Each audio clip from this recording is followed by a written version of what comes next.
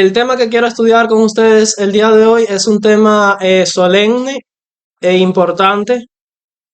Eh, si usted quiere después, luego tener el material, tener las citas, alguna cita que considere importante, que quiera estudiar o analizar, pues yo se la voy a compartir. Le voy a dar el material o puede descargar el tema luego por internet en YouTube y ya ahí va a tener toda la información. El tema lleva el título Cuando la religión de Cristo sea más despreciada. Cuando la religión de Cristo sea más despreciada. Entonces vamos a ir tratando ciertos tópicos. Vamos a hablar un poquito sobre algo que he titulado protestando contra el error. La protesta contra el error. Vamos a hacer algunas preguntas y esto va a ser como una especie de reflexión para que usted medite, vaya meditando en estas preguntas y luego yo voy a compartir cierta información con usted para que usted al final saque su propia conclusión. Dicen las siguientes preguntas. ¿Qué hacemos cuando vemos que la mayoría a nuestro alrededor apostata de la fe? ¿Qué hacemos? ¿Qué actitud debemos tomar cuando la mayoría nos abandona para seguir una fe pervertida, una fe distorsionada, una comprensión distorsionada de la verdad? Debemos permanecer sumisos, obedientes a la autoridad eclesiástica, aun cuando vemos que ésta va en una dirección opuesta al plan de Dios. Son preguntas serias, preguntas fuertes. Voy a repetir esa última pregunta. Debemos permanecer sumisos a la autoridad eclesiástica, aun cuando vemos que ésta va en dirección opuesta al plan de Dios. Debemos permanecer callados, en silencio y en sumisión, por amor a la paz y a la unidad. ¿Qué hacemos cuando la verdad está siendo atacada, tergiversada o torcida en nuestro medio, en nuestra presencia? Cuando Dios nos confía una luz contraria, ya sea que usted la estudió en la Biblia o en el espíritu de profecía, y Dios le dio una luz contraria a la establecida oficialmente por la mayoría, ¿debemos ocultarla o ignorarla porque nos prohíben enseñarla y publicarla? Son preguntas serias. Y vamos a iniciar con una cita. Esta cita es del Espíritu de Profecía. Dice Mensajes Selectos, tomo 1, página 230, párrafo 1, dice lo siguiente. Mi mensaje para vosotros es: no consintáis más en escuchar la perversión de la verdad sin protestar. No lo permitan más, no lo consintáis. Dice, este es mi mensaje para vosotros: no consintáis más en escuchar la perversión de la verdad sin protestar. Usted tiene una responsabilidad. Dice, desenmascarad los atrevidos engaños que una vez recibidos inducirán a los ministros, a los médicos y a los que hacen obra médico-misionera a ignorar la verdad. Ahora, por supuesto, la hermana Juan no está hablando aquí de lo que sucede en la iglesia bautista, en la iglesia metodista, evangélicas, pentecostales o católicos, o cualquier otra denominación no adventista. Está hablando y nos está advirtiendo sobre la posibilidad de un peligro que pase en el adventismo. Y hablando de ese peligro, dice que no debemos consentir en escuchar que desde el púlpito o en la escuela sabática o en la iglesia se esté pervirtiendo la verdad, se está enseñando de manera errónea o distorsionada, y que nosotros permanezcamos callados, ahí calladitos, sumisos, sin protestar. ¿Qué debemos hacer? Debemos protestar. Y desenmascarar, dice, desenmascarad los atrevidos engaños, que si esos engaños se aceptan en la iglesia, dice que van a inducir a los que trabajan en la misión a ignorar la verdad. O sea, la verdad se va a derribar, se va a echar por tierra. Cada uno ha de mantenerse ahora en guardia. Usted tiene que estar ahora en alerta, en guardia. Dios exhorta a los hombres y mujeres a que ocupen su lugar bajo la bandera ensangrentada del príncipe Emmanuel. se me ha instruido que amoneste a nuestro pueblo, porque muchos, fíjate, no son pocos, muchos están en peligro de recibir teorías y engaños que socavan las columnas fundamentales de la fe. Y se refiere a los pilares, a los fundamentos de nuestra fe adventista. Muchos en la iglesia corren el peligro de recibir cierta doctrina, cierta teoría, ciertos engaños que penetren a la iglesia, al adventismo, que van a socavar, van a derribar los fundamentos de nuestra fe, de la fe adventista, de nuestro mensaje peculiar y distintivo. Y tenemos que estar alerta, en guardia en cuanto a esto. Ahora yo quiero que vayan allá en sus Biblias, los que trajeron la Biblia, y lean Hechos 4:19. Hechos 4 y capítulo 5 relata una historia muy importante allí. Y ahí tenemos el ejemplo de los apóstoles, cómo ellos hicieron frente a la apostasía de lo que diríamos que sería la iglesia oficialmente establecida en aquella época. Había una iglesia oficial, una iglesia establecida, y esa era la iglesia judía. Y se congregaban en las sinagogas y asistían a adorar al templo. Hablándonos de esa iglesia, la Biblia, y relatándonos la historia y la relación que había entre el ministerio de Cristo, que era un ministerio, por así decirlo, de sostén propio, en relación a la iglesia establecida. Ellos en varias ocasiones asistían allí a la iglesia establecida, y entonces los dirigentes de la época trataron de controlar, trataron de poner freno a la predicación del mensaje que tenían los apóstoles. ¿Y qué leemos en Hechos 4:19? Dice: mas Pedro y Juan respondieron diciéndoles: juzgad si es justo delante de Dios obedecer a vosotros antes que a Dios, porque les estaban prohibiendo predicar en nombre de Jesús. Y dice Hechos 5:29, respondiendo Pedro y los apóstoles dijeron: es necesario obedecer a Dios antes que a los hombres. Así que ahí usted en la Biblia, fíjese, en la Biblia usted tiene un principio claro que dice de manera enfática cuál debe ser su actitud cuando el poder eclesiástico, la iglesia oficial establecida, o los dirigentes eclesiásticos están tratando de frenar el avance del mensaje para este tiempo. Nosotros tenemos que escoger entre obedecer a Dios o obedecer al hombre. Y es menester obedecer a Dios. Ahora, hablemos un poquito acerca de la condición actual de la iglesia adventista del séptimo día. De la condición actual de la iglesia. Hay una cita en el Espíritu de Profecía que contiene un mensaje de suma importancia para cada uno de nosotros hoy en día. Se trata de un termómetro. Quizás la palabra más correcta para esto no sea un termómetro, pero bueno, usé esa palabra. Un termómetro usted se lo coloca para medir su temperatura, ¿no es así? Así que vamos, no sé si se podría decir espiritualómetro. Es una palabra que yo he inventado ahora mismo. Es para medir sus síntomas espirituales. Esta cita sirve para eso. En esta cita podemos medir nuestra espiritualidad. Si estamos en el lado correcto o en el lado incorrecto. Esta cita les va a servir para eso. Dice esta cita, está en el Conflicto de los Siglos, capítulo 2, la página 45, el párrafo 2. Así que el Conflicto de los Siglos, página 45, párrafo 2 dice, quizás alguno de ustedes ya haya escuchado esta cita. Es una cita bastante famosa. Vamos a leerla. Dice: otro asunto hay de más importancia aún, que debería llamar la atención de las iglesias en el día de hoy. Así que las iglesias deberían prestar atención a este asunto. Este asunto del que vamos a leer ahora debería llamar nuestra atención. Dice: el apóstol Pablo declara que todos los que quieran vivir piamente en Cristo Jesús padecerán persecución. Repito, esto lo dice Pablo y está en 2 de Timoteo 3:12. 2 de Timoteo 3:12, por si alguien quiere buscarlo en la Biblia, dice: todos los que quieren vivir piamente en Cristo Jesús padecerán persecución. Ahora la hermana White plantea una pregunta, dice: ¿por qué entonces parece adormecida la persecución en nuestros días? ¿Por qué está adormecida la persecución? ¿Por qué la iglesia no está siendo perseguida?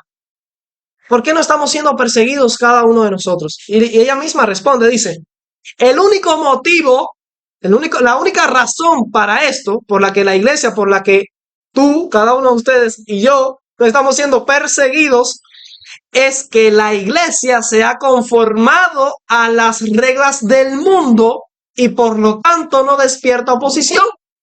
Claro, porque si está acostumbrada a la cultura del mundo, a la tradición, a la corriente mundana, entonces el mundo, la iglesia no le es un estorbo al mundo. La iglesia para el mundo no es un problema. Estamos en las mismas aguas. No son un problema para nosotros. Por eso no hay motivo para perseguir a la iglesia. Eso, ¿qué dice eso un poquito acerca de nuestra iglesia? ¿Cómo está entonces espiritualmente hablando nuestra iglesia? Dice que si hay un motivo por el cual la iglesia está siendo perseguida es porque la iglesia anda mundana, vamos a decir así, la iglesia está mundana, está en una condición de mundanalidad. Hay mundanalidad en la iglesia. La iglesia se ha conformado a las reglas del mundo y por ese motivo no despierta oposición. Al mundo no le es un problema a la iglesia. Porque toca la música del mundo, se visten como el mundo, predican el mismo mensaje que se predica en el mundo. Entonces, la iglesia está en armonía, en vez de estar en guerra con el mundo, está en armonía, en unidad con el mundo. Sigue diciendo, la religión que se profesa hoy no tiene el carácter puro y santo que distinguiera la fe cristiana en los días de Cristo y los apóstoles. Si el cristianismo es aparentemente tan popular en el mundo, ello se debe tan solo al espíritu de transigencia con el pecado, o tolerancia con el pecado, podríamos decir. ¿A qué más? Dice, a que las grandes verdades de la palabra de Dios son miradas con indiferencia. No me importa. Por ejemplo, nosotros como adventistas del séptimo día tenemos un mensaje peculiar, distintivo. Ustedes saben que ese mensaje está en Apocalipsis 14. Y ese mensaje denuncia a Babilonia con sus engaños, con sus costumbres, con su paganismo, con su mundanalidad. E invita al pueblo de Dios que está en Babilonia que salga de ella. El mensaje del tercer ángel también denuncia quién es el anticristo, la bestia, y advierte en contra de la marca de la bestia. Ustedes pueden estar seguros que si como adventistas estuviésemos realmente predicando este mensaje a son de trompeta, reventándole los tímpanos al mundo, el mundo se nos hubiese lanzado encima y estarían pidiendo nuestra cabeza. Porque cuando la Iglesia Católica nos ve como una amenaza, se levanta y se enciende el fuego de la persecución. Pero como no se predica este mensaje como debe predicarse, denunciar al anticristo, denunciar a la bestia, llamar al pueblo de Dios, el pueblo fiel que está ahí en salir de Babilonia y denunciar los planes que tiene la bestia en cuanto a la marca de la bestia y todo eso, por supuesto, a la bestia eso no le va a agradar. Y entonces se va a despertar la guerra contra el remanente, contra el pueblo fiel. Entonces, pregunto, este gran hito, este pilar, esta misión que Dios nos encomendó como adventistas, ¿la estamos predicando como debe predicarse? No, porque si así fuera, la bestia estaría airada contra nosotros. Y entonces, dice que se levantaría ese fuego en contra del remanente. Pero como no se levanta la persecución, como no hay odio contra nosotros, eso se debe porque estamos en un estado espiritual donde somos transigentes con el pecado, tolerantes con el pecado. O sea, en la iglesia se está tolerando el pecado. No hay mano fuerte en contra del pecado. Y estas grandes verdades de la palabra de Dios son miradas con indiferencia. O sea, están ahí, sí, tenemos que predicar eso, pero no me importa. No me es importante. Sigue diciendo, y a la poca piedad vital que hay en la iglesia. Ahora dice ella al finalizar la cita, revivan la fe y el poder de la iglesia primitiva, y el espíritu de persecución revivirá también, y el fuego de la persecución volverá a encenderse. O sea, que corra, se despierta ese fuego como una llama por las venas, ese fervor que despierta a nosotros valorar las grandes verdades de la palabra de Dios. Ya no a mirarlas con indiferencia, sino a valorarlas y sentir el impulso de predicarlas. Y si mi iglesia no lo está predicando, pues yo, mi casa, como decía Josué, vamos a predicarla, vamos a denunciar y vamos a predicar al mundo el mensaje del tercer ángel. Entonces, sobre usted se va a lanzar el fuego de la persecución, se va a volver a encender. Entonces, para reflexionar. Tengo varias preguntas. Dice aquí, ¿estamos siendo perseguidos por nuestra fe? ¿Está siendo perseguida tu iglesia? ¿Somos atacados, ridiculizados, maltratados por nuestra piadosa manera de vivir y por nuestra peculiar fe? Si no es el caso, entonces ya sabemos lo que eso significa para la integridad de la iglesia.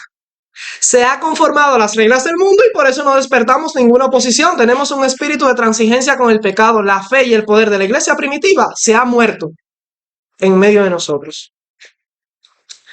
Vamos entonces en la Biblia allí a Mateo 5, versículos 10 al 12. Mateo 5, 10 al 12 para los que están tomando nota. En Mateo 5, 10 al 12, y estas palabras de Jesús, dice Jesús, bienaventurados los que padecen persecución por causa de la justicia, porque de ellos es el reino de los cielos. Bienaventurados sois cuando por mi causa os vituperen y os persigan y digan toda clase de mal contra vosotros mintiendo.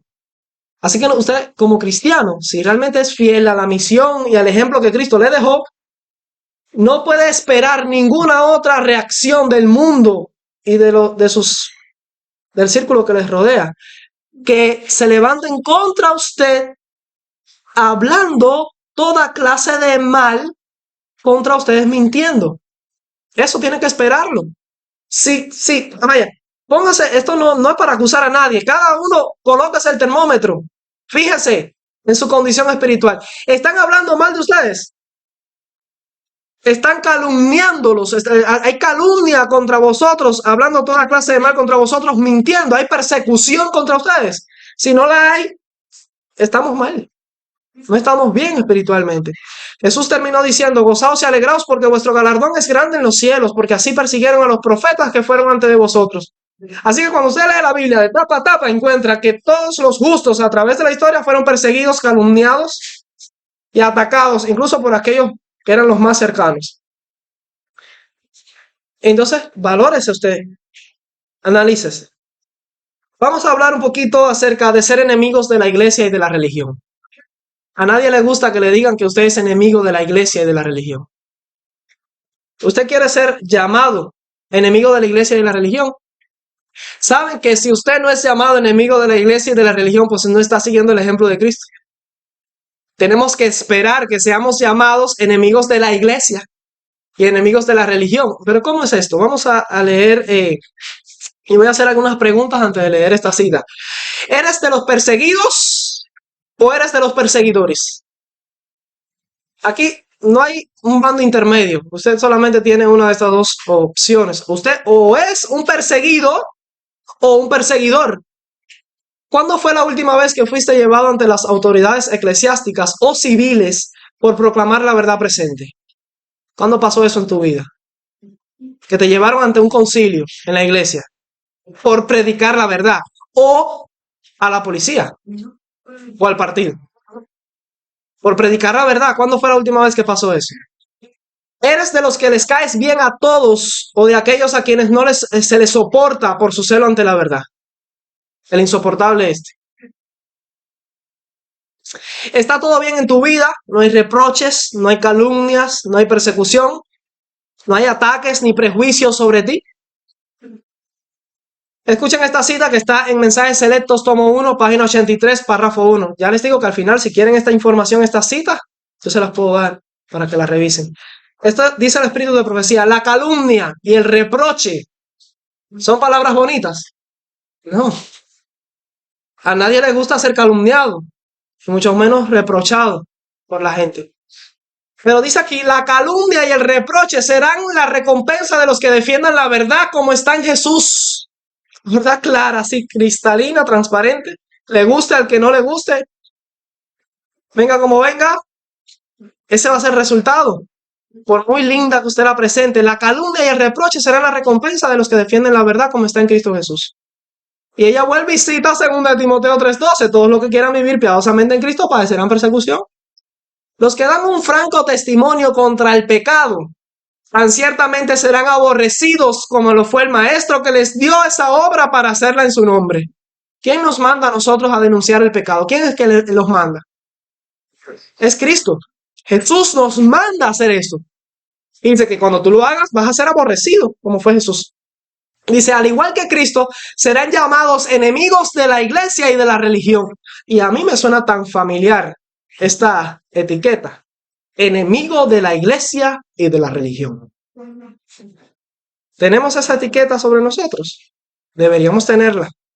Deberíamos tener esta etiqueta porque ese es el ejemplo que Jesús nos dio. Jesús fue llamado enemigo de la iglesia y de la religión y no se puede esperar menos de nosotros. Dice, al igual que Cristo, serán llamados enemigos de la iglesia y de la religión. Y mientras más fervientes y leales sean sus esfuerzos por honrar a Dios, más amarga será la enemistad de los impíos e hipócritas. Pero no nos debemos desanimar cuando seamos tratados así. Amén. Pregunto, vuelvo a hacer preguntas. Yo voy a estar haciendo muchas preguntas en este tema, porque va a ser una reflexión. Yo quiero que ustedes reflexionen. Dice, estas preguntas, ¿te han llamado enemigo de la iglesia? ¿A ti? ¿Te han llamado enemigo de la iglesia? ¿Enemigo de la religión? O tal vez disidente. Es una palabra muy común hoy en día. ¿Te han llamado disidente? Yuri San, ¿te llamaron disidente? Dice, ¿has pensado en las palabras de Cristo? Y vamos a leer estas palabras de Cristo. Si van a subirle ahí en Juan 16, 1 al 4. Juan capítulo 16, versículo 1 al 4. Para los que están tomando nota de los textos bíblicos. Juan 16, 1 al 4 dice, estas cosas, Jesús quienes habla, estas cosas os he hablado para que no tengáis tropiezo. O sea, para que no se asusten, no se tropiecen con este problema, porque ya se los voy a advertir desde antes. Dice, os expulsarán de las sinagogas. ¿Ya lo expulsaron de la sinagoga? Dice, os expulsarán de las sinagogas y aún viene la hora cuando cualquiera que os mate pensará que rinde servicio a Dios. O sea, la cosa no va a mejorar. Mientras más caliente se vuelva su estado espiritual y su cercanía con Dios, más fuerte va a ser el odio contra usted y más seria se va a poner la persecución al punto de que van a poner precio a su cabeza. Al final tenemos que esperar eso. Nuestra cabeza va a tener un precio. Y va a valer más que la de Nicolás Maduro. Créanme. Lo que viene ahora próximamente va a ser terrible.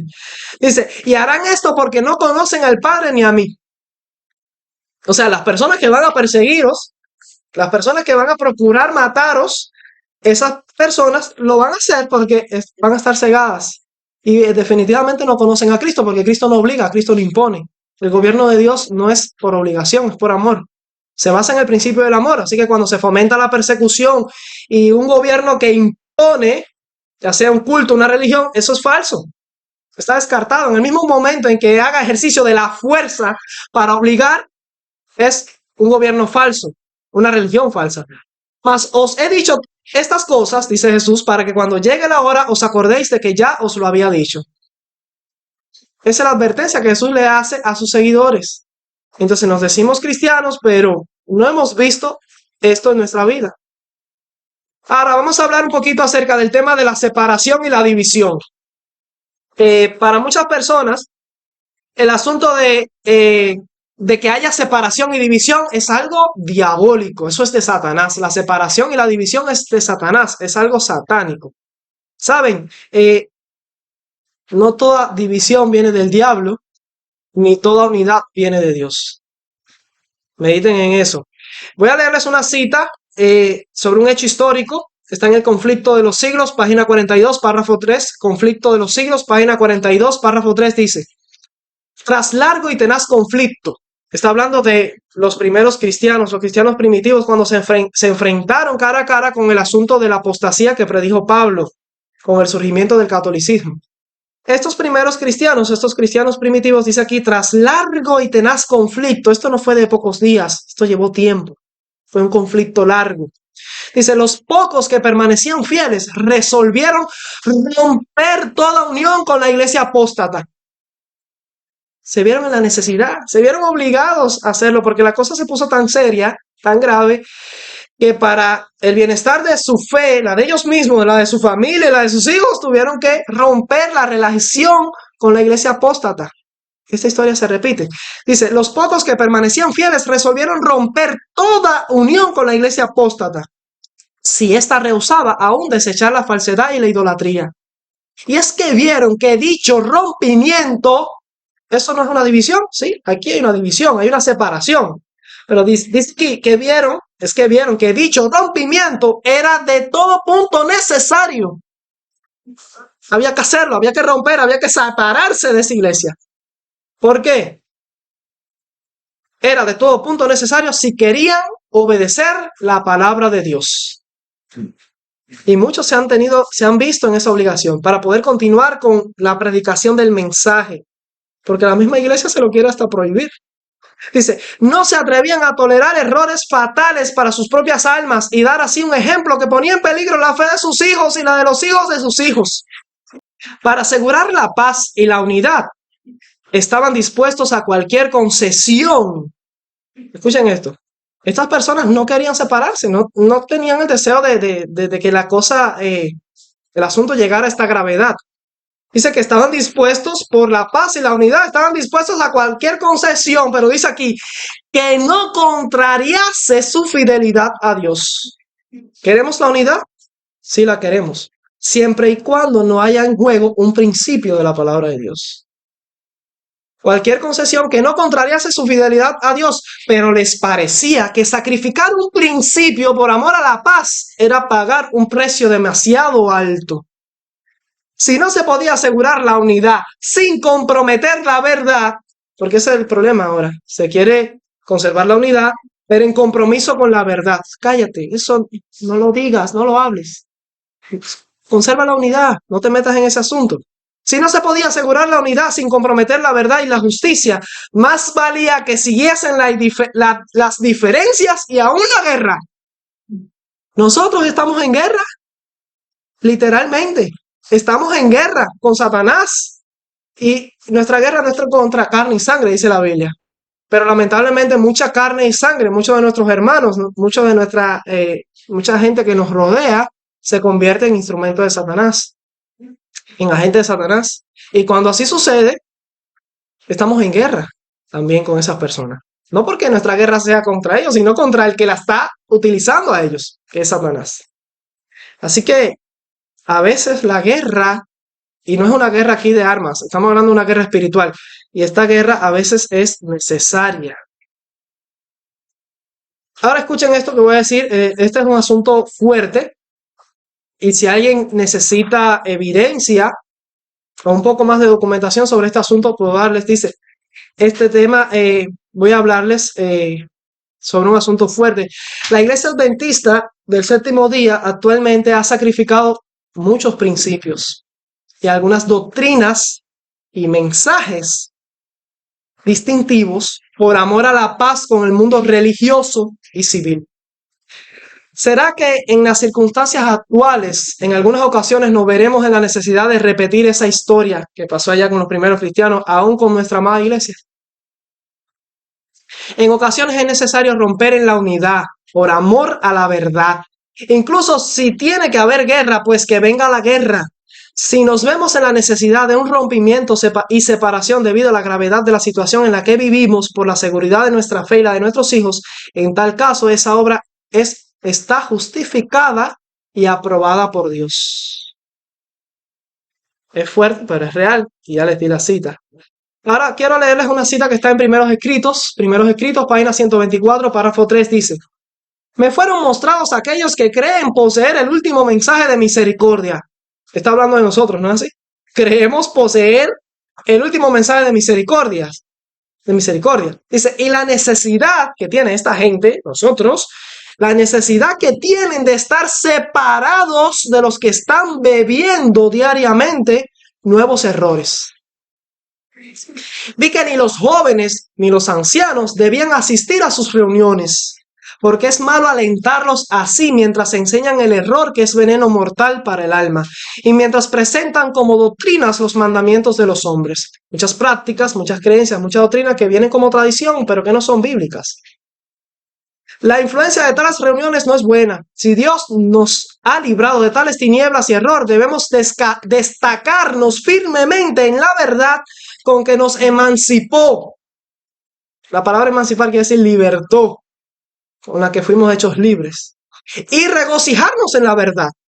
Dios siente desagrado hacia nosotros cuando vamos a escuchar el error sin estar obligados a ir. Porque a menos que nos mande a aquellas reuniones donde se inculca el error a la gente por el poder de la voluntad, no nos guardará, o sea, no nos va a cuidar, no nos va a proteger con sus ángeles. Los ángeles dejan de ejercer su cuidado vigilante sobre nosotros y quedamos expuestos a los golpes del enemigo para ser entenebrecidos y debilitados por él y por el poder de sus malos ángeles, y la luz que nos rodea se contamina con las tinieblas. No crean que ustedes son lo suficientemente fuertes para estar en un lugar donde se enseña el error y decir, no, pero yo no me voy a contaminar. Yo voy a nadar contra la corriente y voy a persistir. No se engañen. Eso no es lo que dice esta cita. En esencia, este principio es aplicable a cualquier iglesia, en cualquier etapa de la historia, que cae en apostasía, que enseña y promueve errores doctrinales que vienen de Satanás. En tal caso, incluso la iglesia adventista corre ese peligro. Y el principio también es aplicable a nuestras congregaciones. No debemos asistir a donde se enseña y promueve el error. Ahora vamos a hablar un poco acerca del asunto de atacar al mensajero, atacar a la persona que predica el mensaje. Hoy en día se está viendo mucho eso. Una persona que se destaca por predicar la verdad presente y esa persona es atacada. Escuchen esto. Ahora, sabemos que esto iba a ser así, ¿no? Por ahí empezamos, ¿no es así? Jesús dijo que eso iba a ser un resultado natural. Ahora, miren lo que dice aquí el conflicto de los siglos, página 451, párrafo 3. Conflicto de los siglos, página 451, párrafo 3. La predicación de una verdad que reprueba los pecados y los errores del tiempo despertará oposición. ¿Qué dice aquí? ¿Despertará qué cosa? Oposición.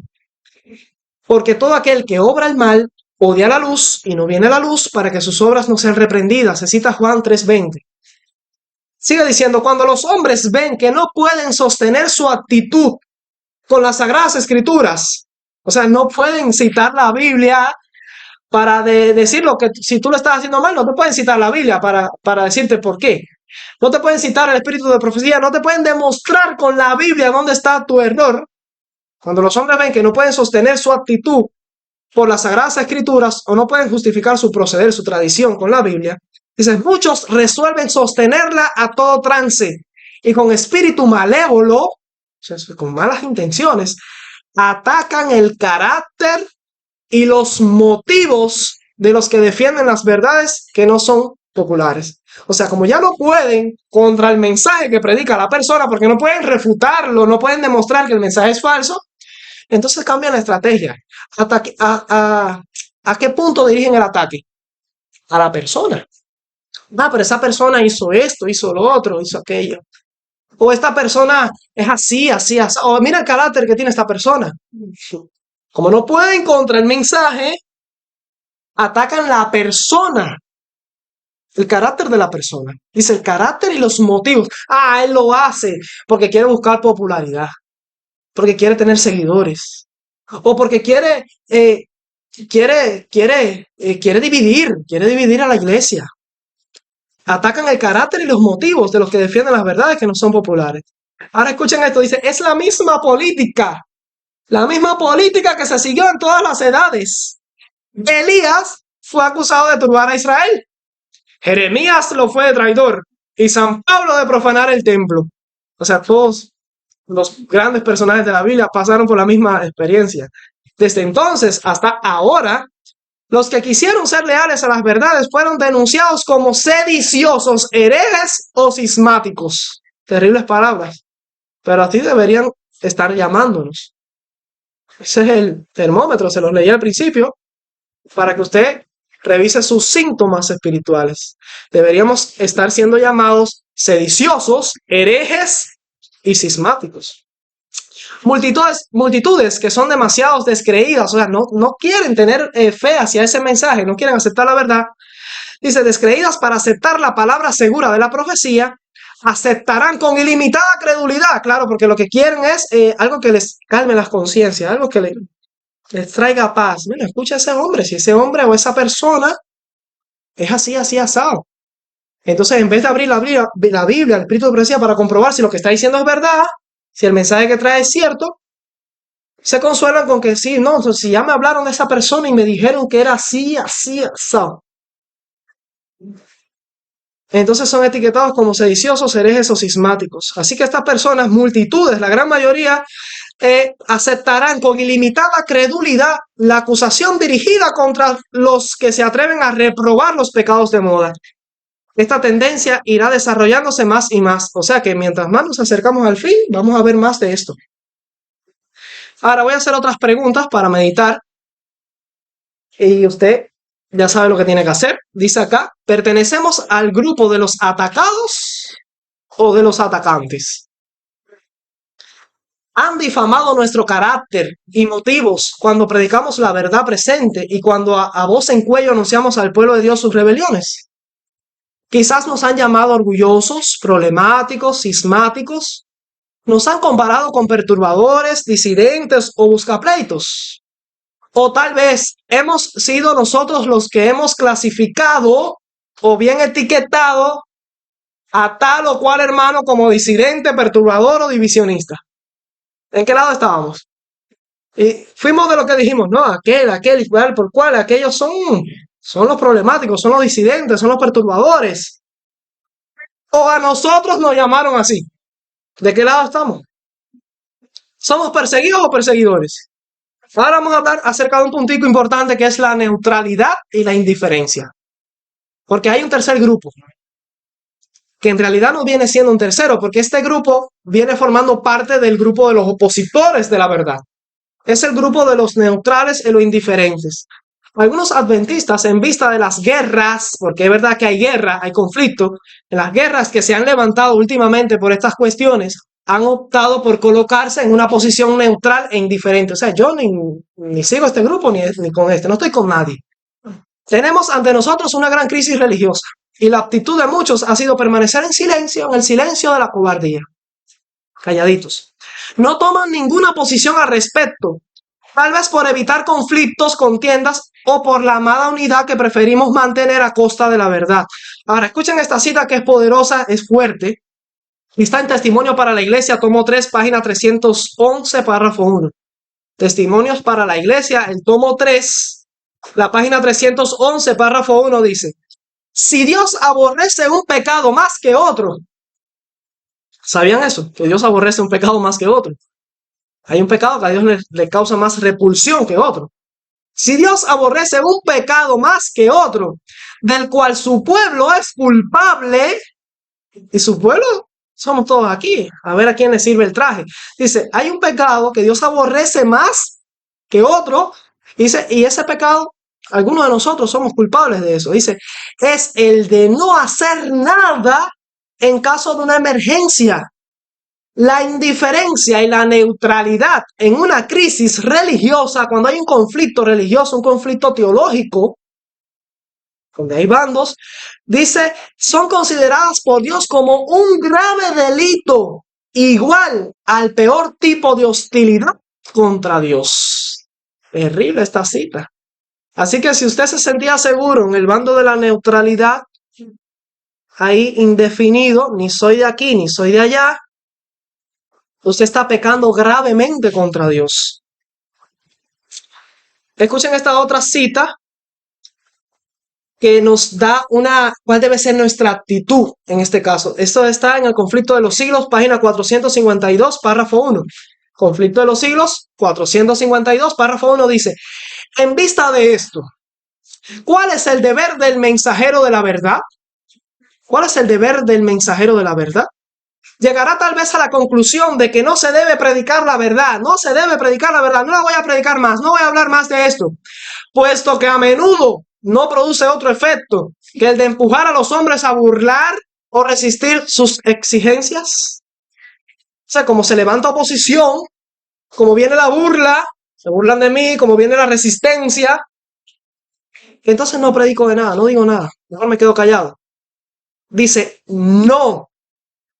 El hecho de que el testimonio de la palabra de Dios despierte oposición no le da motivo para callarlo. Cuando se calle, por miedo, por no levantar oposición, por amor a la verdad, ahí vas a pecar contra Dios. Eso no te justifica para callarte. como no se lo dio a los reformadores anteriores. La confesión de fe que hicieron los santos y los mártires fue registrada en la historia para beneficio de las generaciones venideras. Los ejemplos vivos de santidad y la perseverante integridad llegaron hasta nosotros para inspirar valor.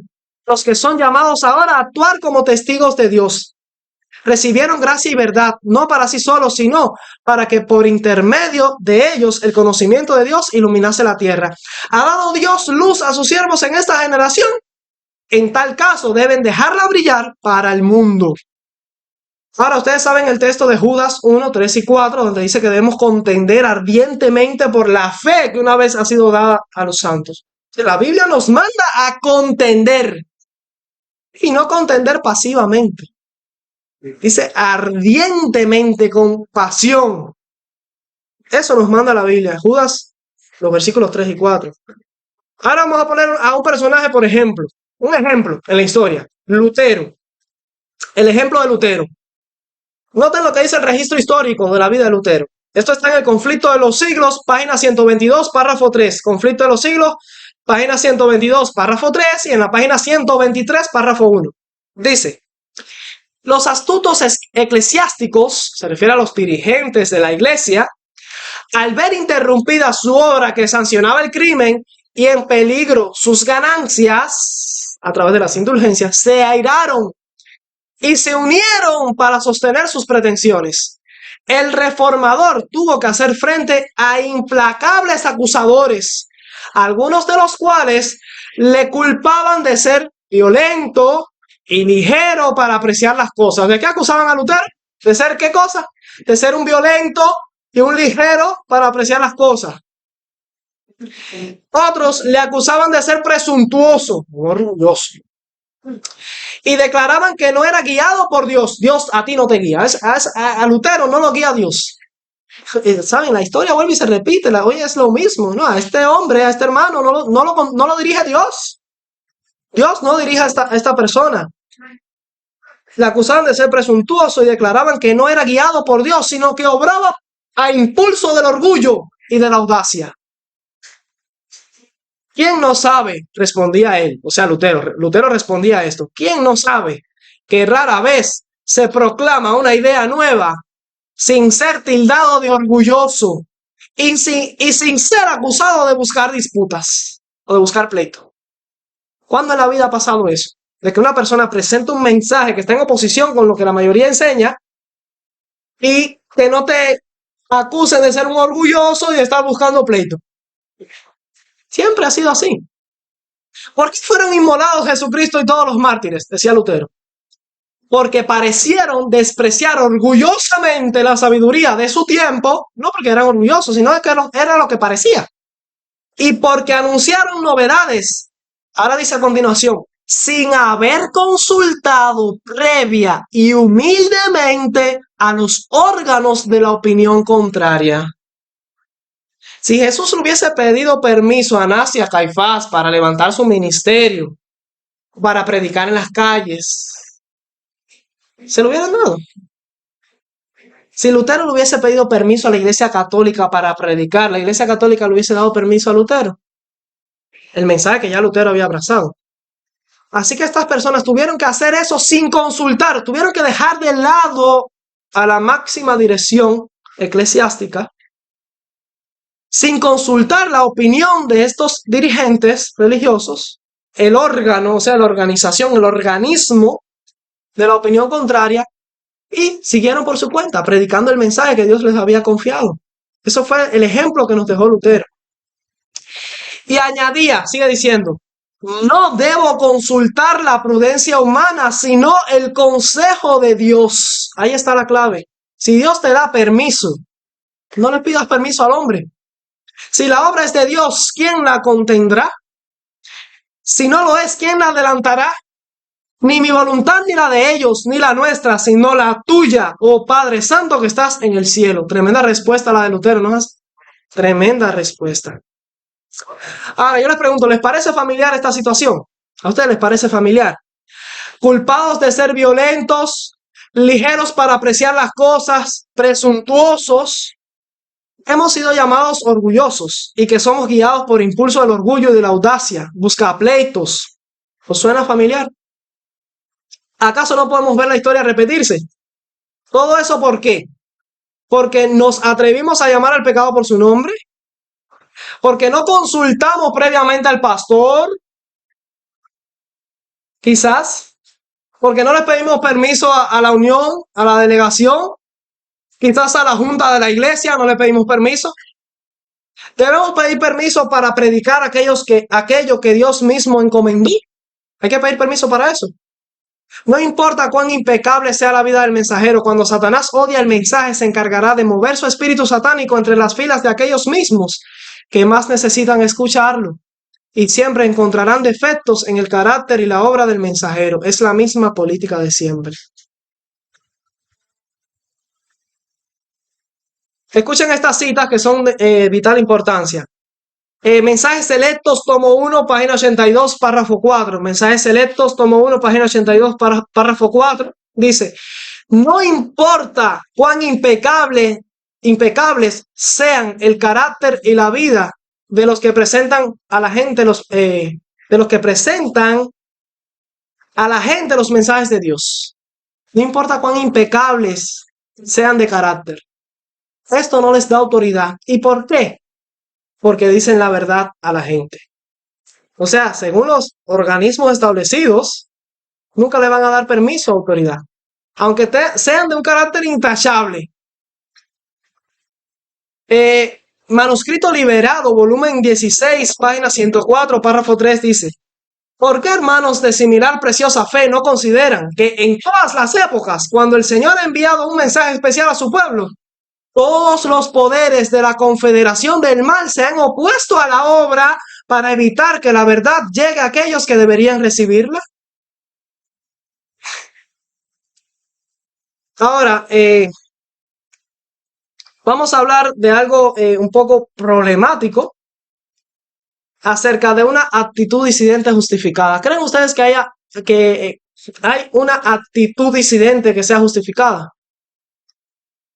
¿Le tienen miedo a esa palabra? ¿Le tienen miedo a esa palabra? ¿Quién fue el primer disidente de la historia? ¿Seguro? Oh, piensen bien, el primer disidente de la historia fue Satanás. ¿Y es bueno Satanás? Yo creo que la pregunta está de más, ¿no? No es bueno Satanás.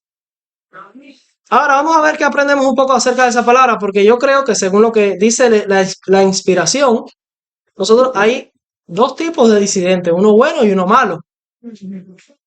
Y según lo que hemos estado estudiando hasta aquí, nosotros debemos esperar ser disidentes.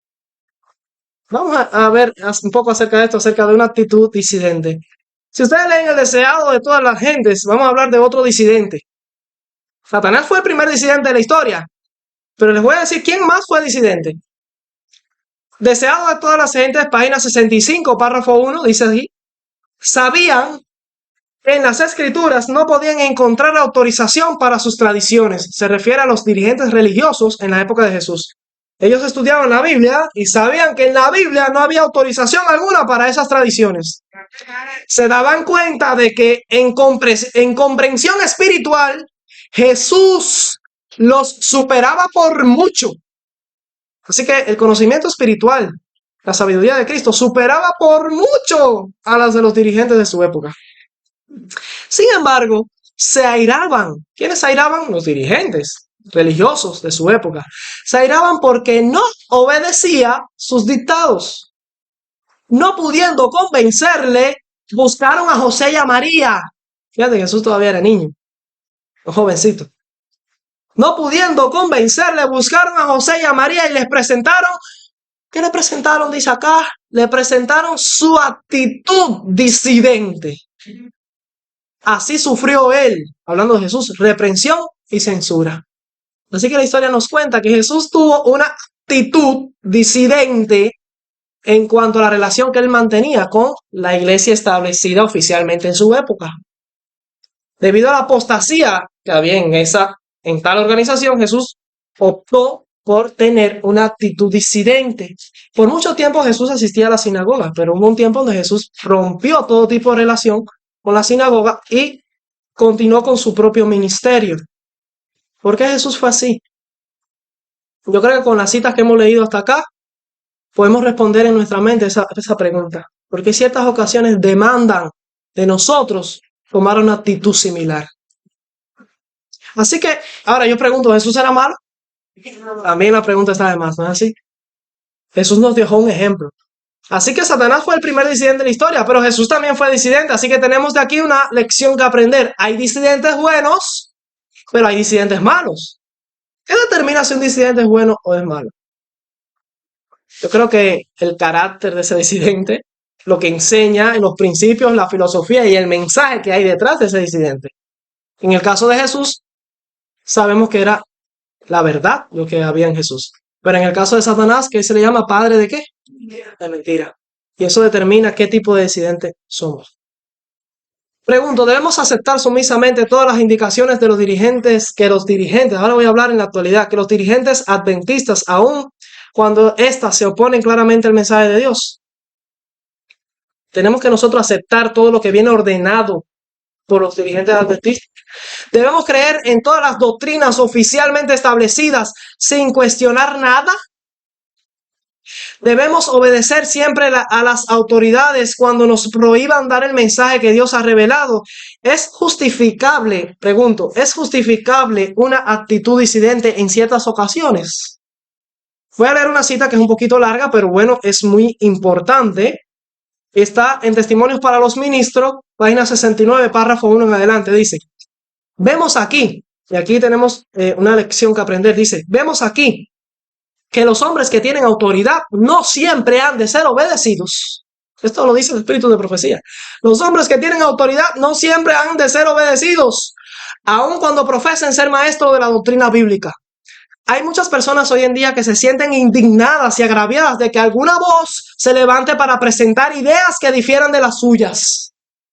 Cuando el liderazgo de la iglesia viene alguien y se opone a lo que ha determinado el liderazgo de la iglesia o lo que oficialmente se cree y esa persona se opone, enseguida se levanta una indignación, un agravio entre, vamos a decir, la junta, entre los líderes de la iglesia contra esa persona.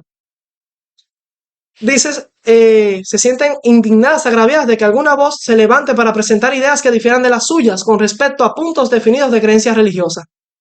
¿No han defendido ellos por mucho tiempo sus ideas como la verdad? Así razonaban los sacerdotes y rabinos en los días apostólicos. ¿Qué se proponen estos hombres que no tienen educación, algunos de ellos meros pescadores, al presentar ideas contrarias a las doctrinas que los eruditos, sacerdotes y príncipes enseñan al pueblo? No tienen derecho a entrometerse en los principios fundamentales de nuestra fe. Eso es lo que dicen ellos. Pero vemos que el Dios del cielo a veces comisiona a los hombres a enseñar aquello que es considerado como contrario a las doctrinas establecidas. Debido a que los que una vez eran los depositarios de la verdad, los que alguna vez fueron los depositarios de la verdad, se manifestaron infieles a su sagrado cometido. ¿Qué pasa cuando esto ocurre?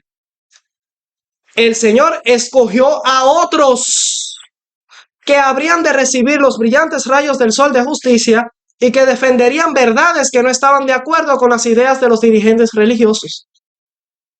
Y entonces estos conductores, o sea, los dirigentes religiosos, en la ceguera de sus mentes, dan pleno curso a lo que consideran justa indignación contra los que han puesto a un lado las fábulas acariciadas.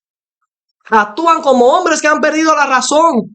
No tienen en cuenta la posibilidad de que ellos mismos no hayan entendido correctamente la palabra.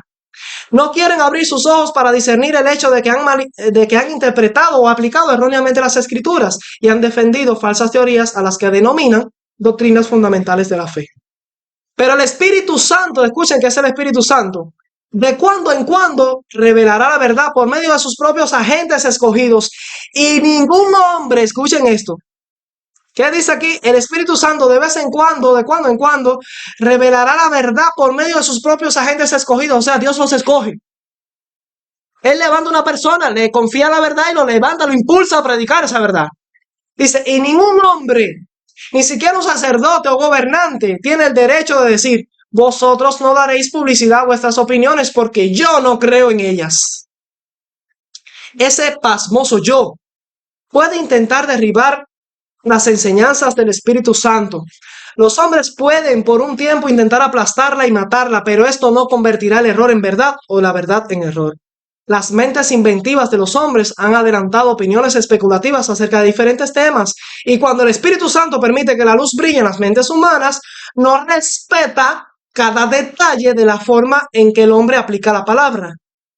Dios impresionó a sus siervos a hablar la verdad al margen de lo que los hombres habían dado por sentado como verdad. Ahora dice a continuación algo que es clave. Dice ella: aún los adventistas del séptimo día están en peligro de cerrar sus ojos a la verdad, tal como es en Jesús, porque contradice algo que han dado por sentado como verdad, pero que según lo enseña el Espíritu Santo, no es verdad. ¿Está en peligro la iglesia adventista de caer en el error y enseñar error doctrinal? Eso es lo que dice literalmente aquí. Aún la iglesia adventista está en ese peligro. Y esto se puede cumplir en la iglesia adventista. Así, sigue diciendo: sean todos muy humildes y esfuércense al máximo para descartar el yo y exaltar a Jesús. En la mayor parte de las controversias religiosas, el problema consiste en que el yo quiere tener la supremacía. Aún los adventistas del séptimo día corremos ese peligro. ¿Creemos eso? ¿Entendemos esto o estamos tan ciegos como para aceptar que podríamos estar equivocados en unas cuantas cosas que hemos malinterpretado? ¿Permitimos el estudio y la investigación o aplastamos y socavamos a cualquier movimiento en nuestro medio que nos suene a rebelión, disidencia o herejía basado en nuestras propias ideas? ¿Estamos siendo humildes? Ya voy a terminar con 3 citas claves. Dice Testimonios para los Ministros, página 229, párrafo 2, y esto es algo que está pasando ya. Fue profetizado en cuanto a lo que sería el fuerte pregón o la lluvia tardía, y a medida que nos acerquemos más al tiempo del fin, así es como se va a desencadenar estos eventos. Dice aquí el espíritu de profecía explicando: permítame decirle, ella se lo está escribiendo a un dirigente religioso de la iglesia adventista, permítame decirle, para que le quede claro, que el Señor actuará en esta etapa final de la obra. ¿Estamos en la etapa final de la obra? Bueno, dice aquí: el Señor actuará en esta etapa final de la obra en una forma muy diferente de la acostumbrada, contraria a todos los planes humanos. Habrá entre nosotros, en la iglesia, personas que siempre querrán controlar la obra de Dios y dictar hasta los movimientos que deberán hacerse. Tú puedes ir allí a predicar, tú puedes entrar aquí, tú no me puedes entrar en este lugar a predicar, no, aquí tú no entres. Restringir, controlar, manipular la obra de Dios. Y dictar, dice, hasta los movimientos que deberán hacerse cuando la obra avance bajo la dirección de ese ángel que se une al tercero, está hablando del cuarto ángel, para dar el mensaje que ha de ser comunicado al mundo. Este es el fuerte pregón. Si Dios empleará formas, escuchen esto, Dios empleará formas o nuevas formas y medios que nos permitirán ver que Él está tomando las riendas en sus propias manos. ¿Quién va a controlar el movimiento final, lo que es el fuerte pregón en el contexto de la lluvia tardía, el mensaje final que se va a predicar al mundo? Dios. ¿Va a ser definido, restringido por una organización eclesiástica? ¿Va a ser restringido y controlado por dirigentes religiosos? No, el máximo dirigente de la obra final va a ser en persona Cristo mismo, a través del Espíritu Santo. Así que Dios va a tomar las riendas en sus propias manos, va a pasar por alto a quienes hace tiempo deberían estar predicando este mensaje y no lo han hecho de manera correcta.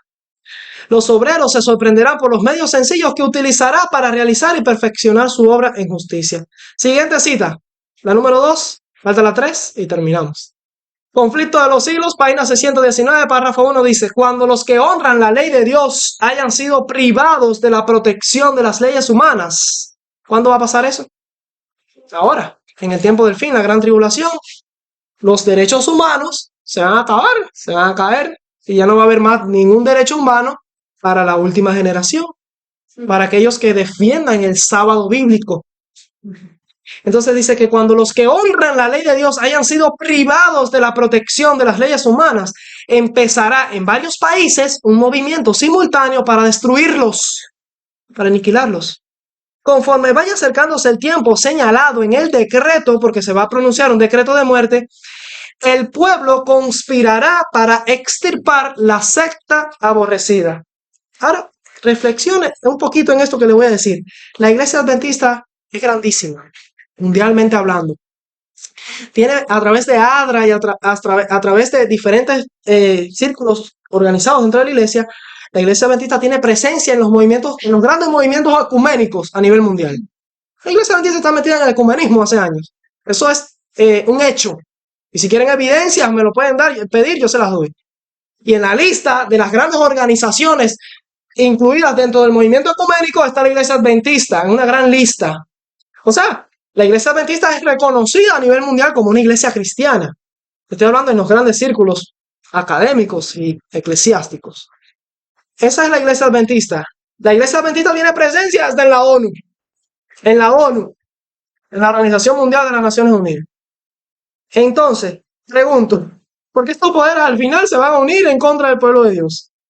Yo les pregunto, dice que cuando se dé el decreto de muerte y vayan a perseguir a esta última generación, a este pueblo final remanente, a los que defienden la ley de Dios, dice que el pueblo conspirará para extirpar, para eliminar a la secta aborrecida. ¿Ustedes creen de todo corazón que este título, esta etiqueta, la secta aborrecida, se refiere a la corporación, a la Organización Adventista Mundial, que tiene alianza con la ONU, alianza con el Vaticano, alianza con las grandes organizaciones y tiene acuerdos y tratados firmados con empresas seculares, con marcas? Esa no es la secta aborrecida de la que habla esta cita. ¿Qué va a pasar con toda esa masa adventista?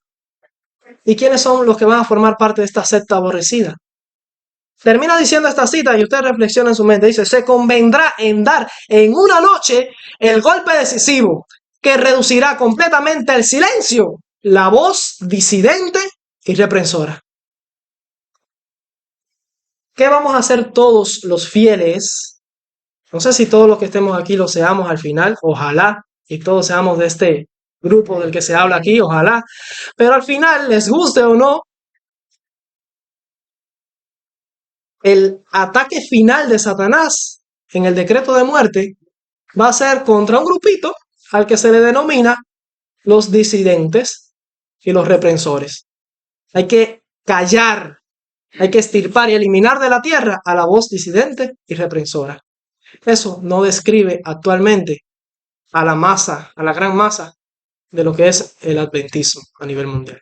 La voz disidente y reprensora son focos de luz que hay por aquí y por allá, en diferentes partes del mundo, pero no todos los adventistas. Ahora, ¿quieren ustedes formar parte de este grupo que va a ser la voz disidente y reprensora al final de la historia? ¿Quieren ustedes ser llamados o etiquetados como los disidentes y los reprensores? Ahí no hay otro camino. El camino neutral está en el camino de los perdidos. Y la última cita que les voy a leer es esta, y por eso de aquí saqué el título del tema de este estudio. Está en Joyas de los Testimonios, tomo 2, página 31, párrafo 2, y con esto terminamos. Dice, cuando la religión de Cristo sea más despreciada, cuando su ley sea más menoscabada, y cada vez que pasa el tiempo esto se va a ver más fuerte, dice, entonces deberá ser más ardiente nuestro celo y nuestro valor y firmeza más inquebrantables, el permanecer de pie en defensa de la verdad y la justicia cuando la mayoría nos abandone, el pelear las batallas del Señor cuando los campeones sean pocos. Esta será nuestra prueba. En este tiempo debemos obtener calor de la frialdad de los demás, valor de su cobardía y lealtad de su traición. Que Dios les bendiga.